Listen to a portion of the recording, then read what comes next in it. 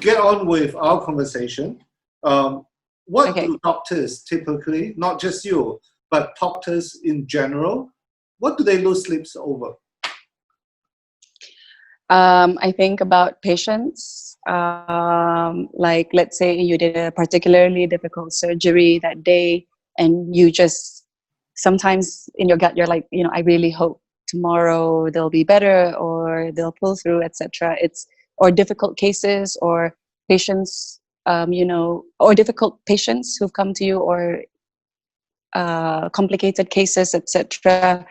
That's what we normally lose sleep over. And I remember times when, I had very difficult cases, and it was hard for me to even bring myself to, not just come to clinic, but even to do the surgery again. Sometimes it does kind of dampens your confidence a little bit. So yeah, it's things like this I think most doctors worry about, or your patient's not going to do well because they're not healthy, etc. So it's mostly about our patients. How important is kindness from patients? We know that you all try to act professional. Mm-hmm. Do what we say matter to you all? Little gesture of appreciation, little words of kindness. Does it go a long way, or it's just all in a day's work? And when you put out, honestly, do you hear nice words from your patients? For me personally, yes. Like, when patients say really nice things, it makes my day. And then that's it. I'm happy for the rest of the day. I'm fueled, I'm not saying that they have to, but when it does, I'm just saying, when it does happen, you're just elated, you're through the roof. Suddenly, everything's, really beautiful and everyone's really nice and friendly. Even angry patients don't seem angry to you. So, it really makes your day, actually, So sometimes when patients are appreciative, even in the tiniest way. So sometimes we forget doctors are human too. And we tend to put them in that category and say, hey, these are professionals, they know how to deal with it. It's a bit like, people chanting or booing the NBA player when they're shooting free throw. You think that, hey, they're paid big bucks, that's why they don't feel anything. You can say anything to but not really, right? No. Yeah, it does make your day, actually. It makes a big difference, I think. All right. So what? And even to the nurses as well, not just doctors, okay? I'm saying to the nurses as well. Please do, if you feel like they've done a great job, please say, thank you so much. You've done really great things for my mom, or thank you for doing that. I think nurses deserve a lot of credit too, because they do a lot of hard work. And all the essential workers. All the essential workers, even the cleaners that we have, the technicians, everyone who's part of the team. Because at the end of the day, it's not us running the show, it's the whole team.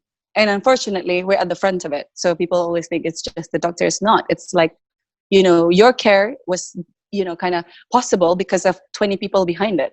Me, my nurses, the technicians, the receptions, everyone. It's a whole team effort. Yeah. I'd like to work for you as a nurse. It seems so nice. That would be cool. Why don't you try? Why don't you try? After 2 hours, after seeing the blood, I'll go shaking. Hey, Dr. Fee, what gives you the greatest joy of being a doctor? For me, it's when I know my patient's going to do really well. That makes me so happy, and I swear sometimes it makes my week or even my month. I'll give you an example.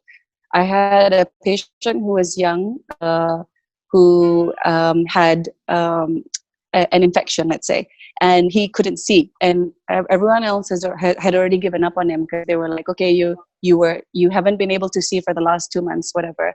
And it was so bad to the point that he had to be wheeled in a wheelchair by the sister. And the sad thing is, this young person who's under 30, he was the sole earner for his family. He comes from a poor family. And even the sister was crying, and she said, don't tell my brother I'm crying right now, because he couldn't see her, right? And then I said, okay, why don't I admit him? Let's start him on this treatment. It may not do anything, but the best case scenario is he might see something, which is better than nothing, which is what he had at that time. So we admitted him. I worked him up for all his, whatever it was. And then we found out what the infection was and started him on the treatment. And 3 days later, I was walking on the ward just to see my other patients. And he said, Doctor, hey, and I was like, how did you know? I was like, you can see me? And then he said, yes, I can see you. I said, how did you know that was me? He said, I know your voice. And then I said, you can see my face? And he said, yes. So the next day I brought him down to the clinic and he could see letters. And he was so happy. He wasn't even in a wheelchair anymore. He was walking around and now he's working. So it's patients like this that makes my day. And, my nurse and I, who we work quite closely together, we celebrate these moments. So yeah, it makes it all worthwhile when you see cases like that. Are these isolated cases that happen not too often? Or, you get a few a month? I do see them quite frequently, or sometimes you see cases where the patient's completely blind and you do surgery and they see really well the next day. It's cases like that. And because, that's my job, I do see this very frequently, which is why I said I love my job. It's so rewarding because when you are able to restore their sight back, you restore their independence back as well. And that is the most valuable thing, I think. So, which is why, my job is so rewarding in many ways.